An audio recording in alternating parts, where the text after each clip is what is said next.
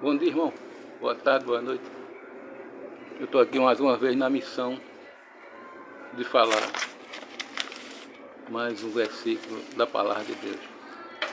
E dessa vez eu queria falar sobre a vontade de Deus. A vontade de Deus. E quando a gente começa a analisar essa questão de vontade de Deus, né? A gente vai ver que, primeiramente lá em Gênesis, né? Deus diz ao homem para ele não comer daquele fruto. E o homem e o Satanás vem e induz o homem e a mulher a comer o fruto. Mas o interessante é que a gente percebe, analisando o texto de forma geral, que Deus, após esse acontecimento, de o homem e o Satanás, junto com o Satanás e a mulher, não fazer a vontade dele, Deus não deixou prevalecer nem a vontade do homem, nem da mulher e nem do Satanás, mas sim a sua vontade. E aí ele prometeu que da semente da mulher nasceria um que esmagaria a cabeça da serpente. Então, a vontade de Deus é que prevaleceu. Quer dizer, Deus não deixou, não permitiu. Né? Havia uma vontade de Deus que era não comer do fruto, mas o homem, a mulher e o Satanás não fizeram a vontade de Deus. Mas Deus não deixou que as coisas permanecessem assim. E aí ele fez a promessa que através de Jesus, o homem, iria desfrutar do que ele tinha estabelecido, né, se ele não comesse do fruto. Então hoje eu queria falar com você sobre a vontade de Deus. Né? Não obstante, né, no Antigo Testamento está repleto de versículos e capítulos que fala sobre a vontade de Deus, a vontade de Deus. Mas eu queria me ater só a um que está aqui, que está em Atos 13, 22, que faz referência ao Antigo Testamento. Atos 13, 22. Achei a Davi, filho de Jessé, homem conforme o meu coração, executou a minha vontade. Salmo 48. Deleito-me em fazer a tua vontade. Salmo 143, 10. Ensina-me a fazer a tua vontade.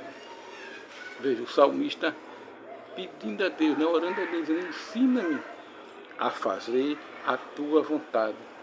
Atos 3, 22. Achei a Davi, filho de Jessé, homem conforme o meu coração, que executou a minha vontade.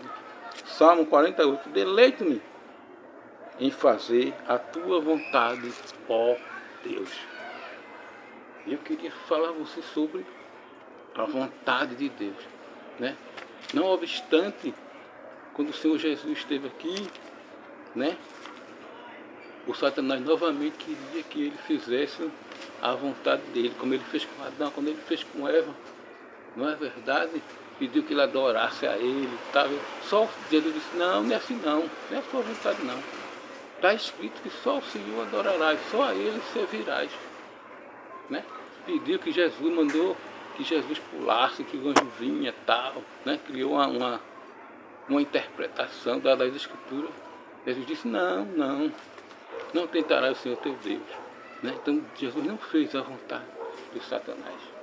Né? Ele queria, como ele fez com Adão, com Eva tal, ele queria que Jesus também fizesse a vontade dele.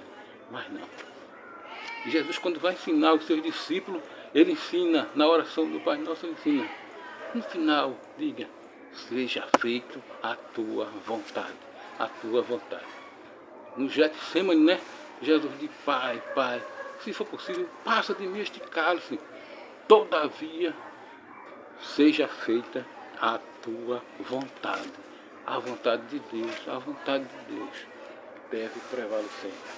Então, amados, importante, eu percebo que quando a gente analisa as escrituras de forma geral, a gente vai ver que o que está ali no imperativo é a vontade de Deus.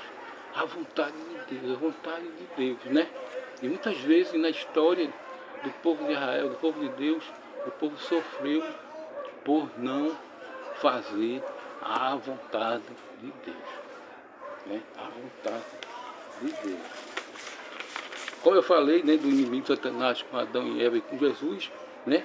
Nas escrituras também vai existir isso também, a vontade dos seus inimigos, né? Salmo 4:12, Salmo 123:4, Salmo 27:12, né? O inimigo ele também tem vontade, como eu falei de Satanás, tá? Da serpente, tá? O inimigo também tem a vontade, né? De destruir, tal, e etc, e etc. Mas o que deve prevalecer é a vontade de Deus, a vontade de Deus. Em Romanos 12:1 e 2 vai dizer que a vontade de Deus é boa, agradável e perfeita. Né? A vontade de Deus ela é boa, ela é agradável e ela é perfeita. Como no Antigo Testamento, no Novo Testamento, de forma geral, né? Você vai ver sempre o apóstolo Paulo e os demais falando sobre isso, sobre a vontade de Deus, a vontade de Deus, a vontade de Deus, né? Como eu li lá em Atos, né? Em Atos, né? Nós vimos a história aqui do filho pródigo, né? E o filho pródigo, está lá em Lucas 15, ele vai, né? Dizer, pai, me dá a metade dos meus bens, tal, tal. E ele vai, pega os bens e vai gastar com as meretrizes e tal, e etc e tal. E ele padece, né? E o pai deixou ele fazer a sua vontade. É uma parábola que representa muitas vezes, que quem contou foi o Senhor Jesus. Que muitas vezes Deus deixa o homem fazer a sua vontade, né? Os teólogos vão chamar de livre-arbítrio, né? Há casos que Deus deixa o homem fazer a sua vontade, né? A sua vontade. Porque o homem tem vontade, o coração do homem tem vontade. Quando você vai ler a Escritura, você vai falar sobre a vontade da carne, né? A carne, o desejo humano, né? Dos pensamentos, né? O coração do homem, ele tem vontade. Mas o homem deve analisar, avaliar, apreciar se essa vontade está dentro do texto e contexto de Deus, né? Dentro do texto e contexto de Deus, né? Porque quando você vai ler a Escritura, você vê que o homem tem a vontade dele, né?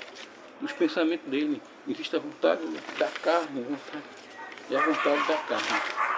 E para o vídeo não ficar muito longo, né? Como já falei, né? Em Mateus 6:10 diz o Senhor, seja feita a tua vontade, assim na terra como no céu, né? Marcos 3:35, portanto, qualquer que fizer a vontade de Deus, esse é meu irmão, minha irmã e minha mãe, né? Jesus disse, portanto, qualquer que fizer a vontade de Deus, esse é meu irmão, minha irmã e minha mãe, né? João 5:10, não busco a minha vontade, mas a vontade do Pai que me enviou. João 4:34, Jesus lhe disse, a minha comida é fazer a vontade daquele que me enviou. Como eu falei no Getsemane, Jesus disse, Pai, se for possível, passa de mim esse cálice, toda vez seja feita a tua vontade, a vontade de Deus. Eu finalizo falando sobre a vontade de Deus, que é boa, é agradável e é perfeita.